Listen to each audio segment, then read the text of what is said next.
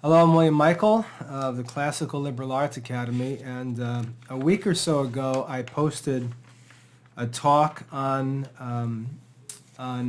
one of the founders of the U.S. Constitution, a Catholic man named Daniel Carroll, because I had been doing some research for a Constitution course and being given the opportunity to dig into a few characters in the history of early America. I chose to focus on a few Catholics.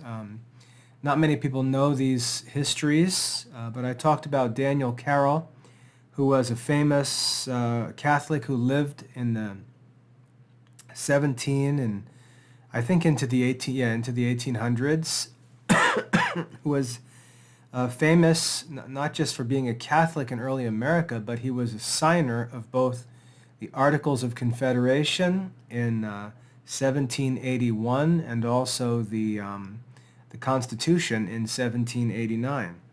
So it was pretty interesting, I thought, to find that one of the signers of the Constitution was a Roman Catholic, even though Catholics were not welcome in America before the Revolutionary War.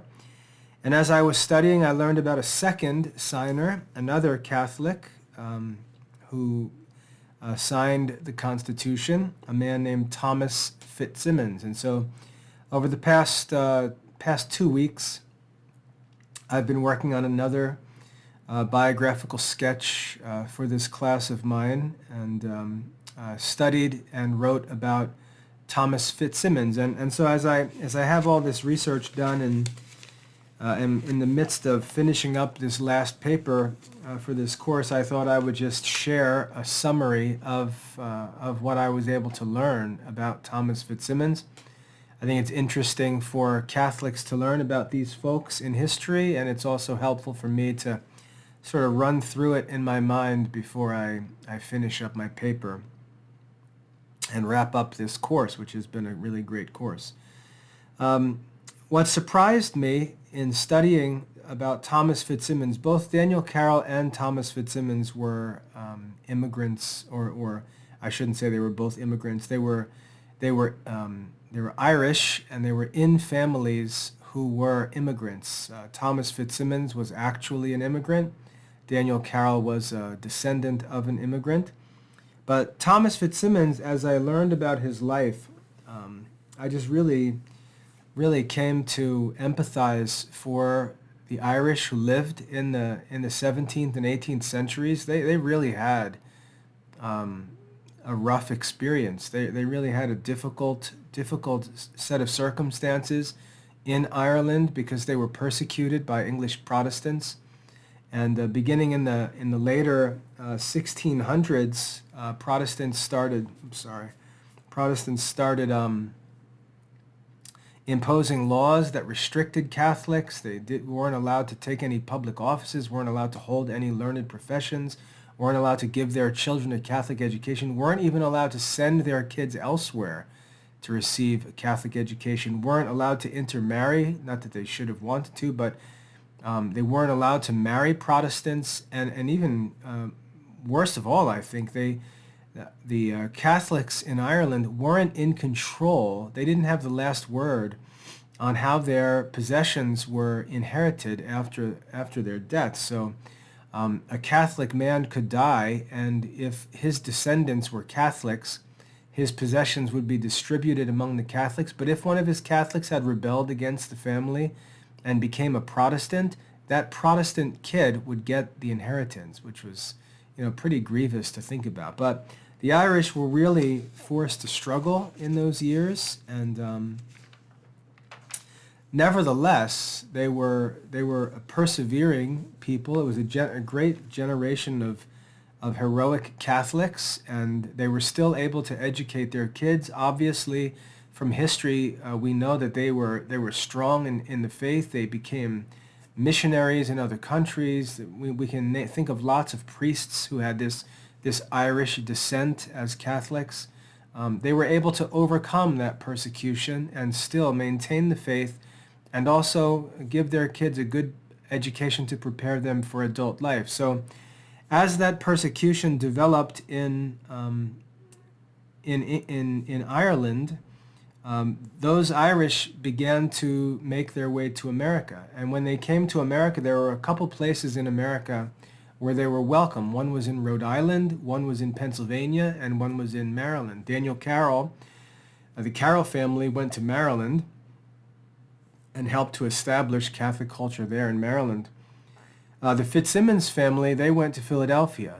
And so 1741, Thomas FitzSimons was born, right in the midst of this English Protestant persecution of the Irish. His family came to America probably as he was becoming an adult, around age 16, 17, 18. They came to Philadelphia, and in Philadelphia there was a community of Irish immigrants who were merchants. They were engaged in the mercantile business. And so the FitzSimons family was able to come from Ireland, be received in Philadelphia by an existing Irish Catholic community, and welcomed into that merchant, not really a guild, but just a community of Irish merchants working together in America. And Thomas, when he was around 18 or 19 years old, was received into that community. So he found a place in the New World. His father died shortly thereafter. He had a couple siblings that aren't very well known at all, but he was able to find work through this merchant community of Irish immigrants, and within a year was able to marry into one of the better families in that community and partner with one of the in-laws of his wife and become a successful merchant in America as a Roman Catholic. As he went up through these years, so this is around 1760, he's working in this merchant industry in Philadelphia, and he's pretty successful. So by the time it's, let's say, 1774, so 2 years before the Revolutionary War, 1774, he starts to get involved in political action, public service, and things like that, because he's become a prominent merchant in the Philadelphia area. So around 1774, he gets involved in political office. There was an organization, I'm just flipping through my notes here as I go through. There was a group of Irish Catholics in Philadelphia that had developed at the time. They named their group the Friendly Sons of St. Patrick, and this group formed in the 1770s, around 1771. And it was a pretty influential group of Irish immigrants, and at one point later on, there was an honorary member welcomed to the group. It was George Washington. So he actually became an honorary member of this group, attended a meeting. He was, welcomed with a dinner and so on. But it was a pretty significant group of Irish Catholics in America. While George Washington wasn't a Catholic, we'll see later that he was always respectful towards different religious groups and really was a practical man that was concerned with the challenges that America faced and was willing to welcome anyone that was willing and able to help. That's one of the things that made Washington so special. So 1771, Thomas FitzSimons starts to get involved in political activity, public activity. So let's see what else. 1774, he gets appointed to the Continental Congress. So he's actually involved now in the work in Pennsylvania of supporting the development of this Continental Army and trying to figure out what to do with respect to America's response to England. England at the time was being pretty rough on the Americans, but we have to remember that they were simultaneously defending the colonies against the French and the Indians in the north and even in the west a bit. And so a lot of the talk about taxation was the English seeking to recover some of the costs of protecting the colonies. But they were doing it in a way that insulted the colonists and made the colonists feel like they were subjects of England rather than citizens of England. And so eventually they started to butt heads on how things were done, and the colonists insisted on being treated like citizens of England, rather than as these subjects who are ruled over by Parliament and didn't really have a place in Parliament, which they should have if they were English people. So when the American colonists weren't given any support or any representation in Parliament, they started to push back, and finally King George refused to protect the colonies anymore, and that's when they declared independence, and the Revolutionary War began. FitzSimons, what's really interesting, when the war began and Washington and the other leaders of the revolutionary forces called for help, Thomas FitzSimons, a Catholic merchant, an Irish immigrant, actually organized a company of soldiers and led them as their captain. So actually took a company of men into battle to support George Washington, fought in New Jersey and over and on both sides of the Pennsylvania-New Jersey border, but earned distinction as a faithful American patriot during the Revolutionary War, and that would prove to be significant in Catholic history, as we'll see. But it's pretty wild to realize that this man, who was an immigrant from Ireland, a Catholic merchant working in Philadelphia, was able to gather together a company of men and lead them as their captain into fighting in the Revolutionary War. Pretty cool, I think. And it turned out to be much more significant than I think he could have ever imagined. So that's how he got involved in American political action, and he was always on committees and different assemblies in Pennsylvania because he was known for his expertise as a merchant. He was an expert in raising funds, public funds. He was an expert in commercial policies, trade, and things like that. So he was always consulted in public issues whenever the question turned to commerce or generating financial support for the government. He was the guy. He was the guy that they turned to for advice. And so what's important to note is that he represents a Catholic layman who was engaged militarily in patriotic endeavors and also was offering his occupational expertise as a merchant for the public good. And those two things, those two contributions, ended up freeing Catholics in America from discrimination. And so all of the talk that comes later on about religious liberties and freedom of religion and freedom of expression, the Establishment Clause in the First Amendment to the Constitution, all that stuff, that was made possible because of the patriotism and the skill of men like Thomas FitzSimons, who were Catholics living in an anti-Catholic culture, doing good work, making significant contributions, who earned Catholics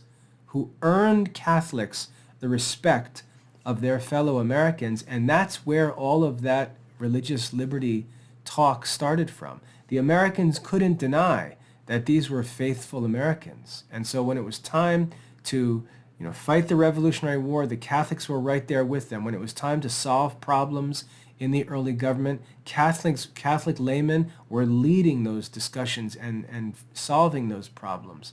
And by the time the American government was established, there was just no way to deny that Catholics had as much right to freedom in America as anybody else. Whereas before the Revolutionary War, the Protestants were really trying to make this a Protestant country, but they were too dependent on the help of Catholics and some other religious groups to actually bring that about. Catholics earned religious liberty in America, and it was because of men like Thomas FitzSimons, through their patriotism in serving militarily and also through their professional expertise in actually offering their prudence and skill in practical matters to the developing government to solve complicated problems. So I thought that was pretty cool to learn about how Catholics actually gained that respect and freedom in America when things were so anti-Catholic earlier in America. They really earned their place in America because of their activity in the Revolutionary War and in the development of the Constitution. So pretty cool for Catholics. So that takes us through 1776, 1777, 8, into the middle of the 1780s. FitzSimons was one of the leaders of the organizations of banks in early America, the Bank of Pennsylvania, the Bank of North America, eventually worked with Alexander Hamilton to develop the Bank of New York. He was one of those masterminds that came up with these very complex plans for how to manage the costs of war for a country that had no government. Try to think about how complicated that was. America had no government. There was no central government during the Revolutionary War. It was just a confederacy of states, and delegates from the colonies were simply gathering to discuss things and try to organize their efforts, but there was no government. There was no central government. So until 1781, when the Articles of Confederation established what was called the Confederate Congress, there was no central government in America, and the Confederate Congress failed because it didn't have enough power to actually do stuff. It had no resources, no money, no power to actually do anything, and that's what eventually led to the development of the Constitution. But right in the midst of all of that stuff was Thomas FitzSimons, this Catholic merchant, this Irish immigrant, helping America to solve these complicated problems, come up with finances and resources for war, just like Daniel Carroll raised resources to supply the troops. FitzSimons was working with men like Alexander Hamilton and Robert Morris to figure out how to financially sustain this war against England. Catholic man right in the midst of all that, which is pretty cool, I think. So helped to establish the banks in early America, Bank of North America, Bank of Pennsylvania, Bank of New York, as I said. And then we come to, let's see, the time of the Constitutional Convention, 1787. By that time, FitzSimons had become influential enough in Pennsylvania that he was elected as one of the delegates to go to Philadelphia and represent Pennsylvania in the debates relating to the development of the U.S. Constitution. He engaged in those debates, and as usual, he was involved in any debate or issue that related to public revenue, generating taxes, figuring out what the best way would be to generate taxes. Thomas FitzSimons was in the midst of that, developing all those policies, debating all those issues, helping to figure out commerce and trade between America and other nations and how that would work. That was Thomas FitzSimons, Catholic immigrant. One thing that he's credited with is that, it seems pretty obvious today because we're used to this, but he's considered the father of tax policies in America that promoted manufacturing. So, for example, it was easy for the government or for states to tax American workers. And so they would tax American workers, they would tax American products, and then when stuff was brought in from other countries, it would often come in without tariffs or any real burden that was benefiting the country. And so basically the manufacturers, the people working in America, were the ones paying all the taxes, and the imports were pouring in, and these foreign countries, they weren't supporting anything. And FitzSimons thought this was wrong. FitzSimons said, no, we've got this all backwards. In America, we should be protecting American manufacturers and American products, and we should be imposing tariffs on these imports, making these other countries basically pay our taxes. That was FitzSimons' idea, and that became normal in America. So, he's to be credited for that. So anything in relation to the Constitution that dealt with finances or trade or taxation, this Catholic founding father, Thomas FitzSimons, was in the midst of that, solving those problems. And like I said, most importantly, earning the respect of the other American founders to earn for Catholics in America a welcome into American citizenship, a welcome into an equality of status in this country where there was no religious discrimination. Catholic men earned that condition for Catholics in future generations, men like Thomas FitzSimons. So that's 1787, the Constitutional Convention. And then after that, he was influential in Pennsylvania, in the Pennsylvania Assembly, encouraging Pennsylvanians to vote to accept the Constitution and to do so quickly. And he was influential in actually causing Pennsylvania to become the first state to ratify the Constitution. And why that's so important was because the ratification process was very dependent on the momentum of a pro-government rhetoric, and that early adoption of the Constitution by Pennsylvania got that ball rolling, and then others of the great fathers of the Federalists sort of just kept it going until they had 9 states that had ratified the Constitution and it was approved. But FitzSimons was involved in the initial debates in Pennsylvania that led Pennsylvania to become the first state to ratify the Constitution, which is pretty cool. When the Constitution was established and the new government was started, he was elected to the first U.S. Congress. He was one of the first congressmen, served several terms before finally ending his political career in 1794. So 1794, he was about 53 years old.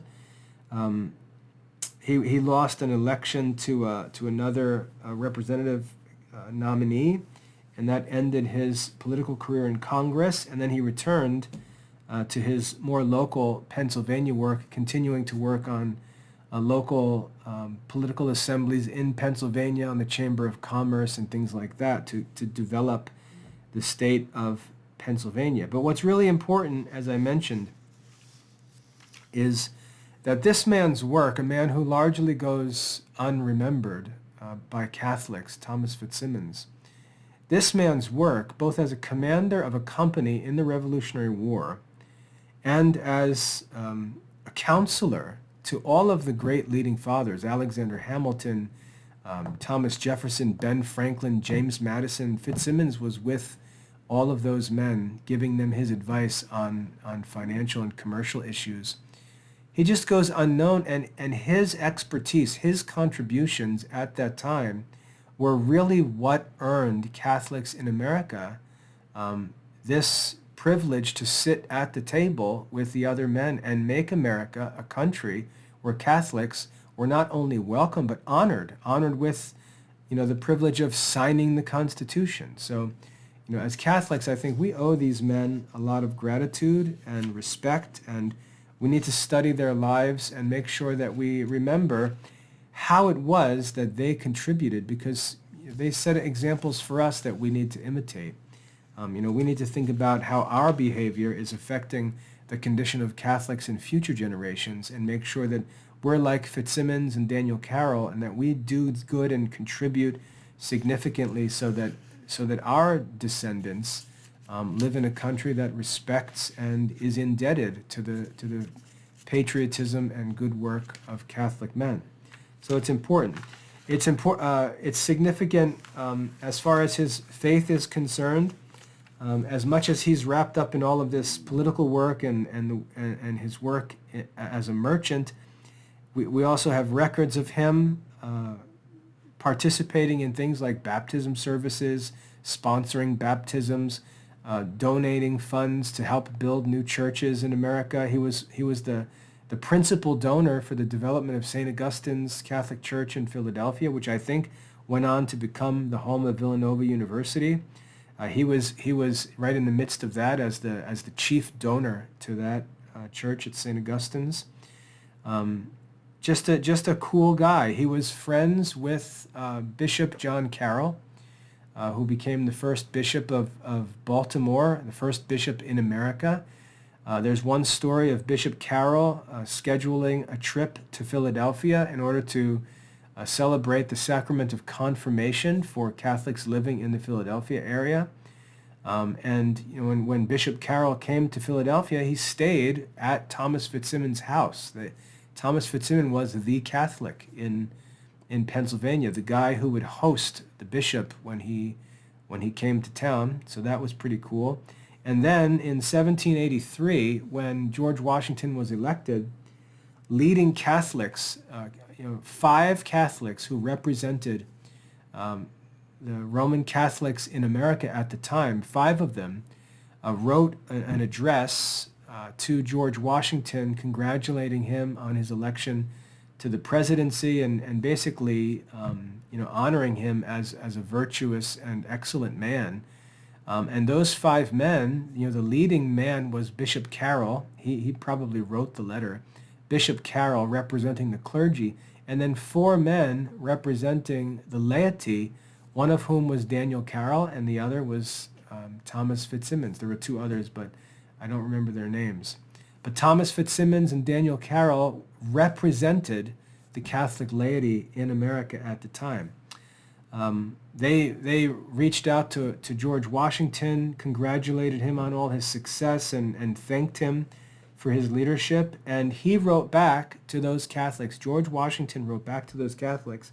And this is where he says in that letter of response, he says basically, you men have earned the right for Catholics to be received as faithful members of this country, and your fellow Americans will never be able to forget the contributions that you made in battle and in other areas, and also the reality that America during the Revolutionary War was assisted by France, which was a Catholic country. So the dependence of early America on Catholics was really established through the Revolutionary War period and into the years when the Constitution was actually debated, drafted, and ratified. So it's important for us because so often the story is told with this heavy Protestant bias, and it's simply not true. There were Catholics involved right in the midst of these issues and events in American history.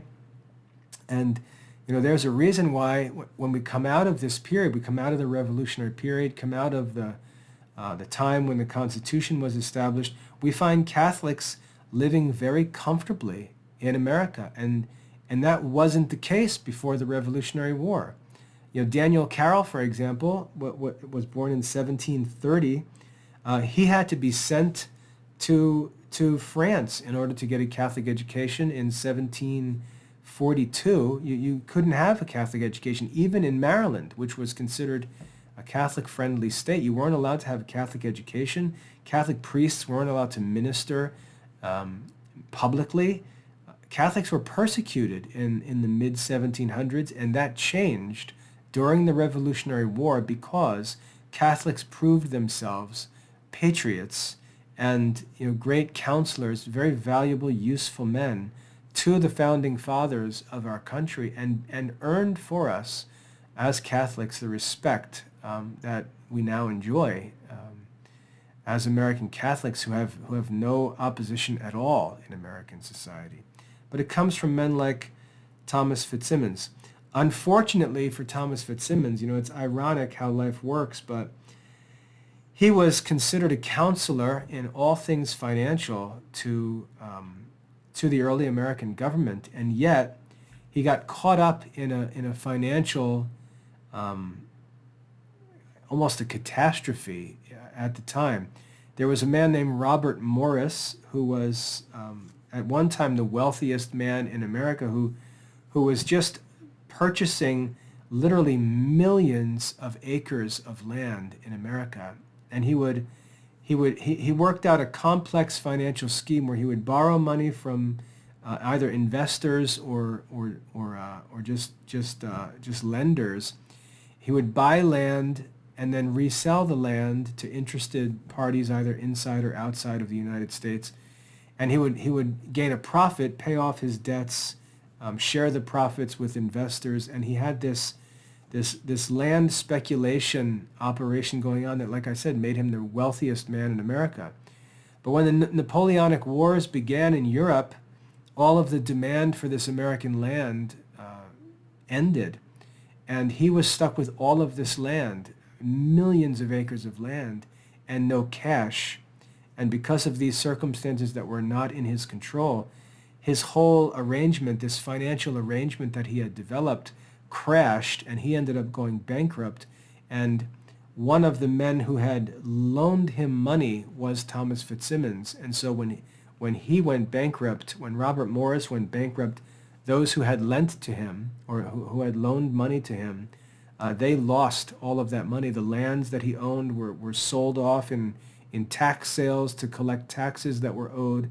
And Robert Morris didn't get any money out of those sales, and the men whom he owed money to also didn't get any money out of those sales.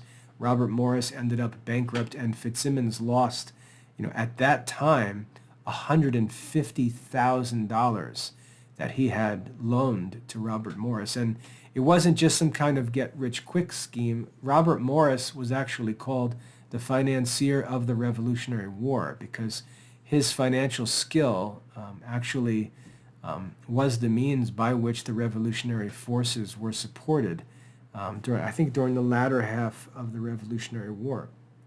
But FitzSimons got caught up in that through no fault of his own, really, and ended up losing a ton of money, went bankrupt himself, and then over the last years of his life had to work to recover his losses, and fortunately he was able to do so.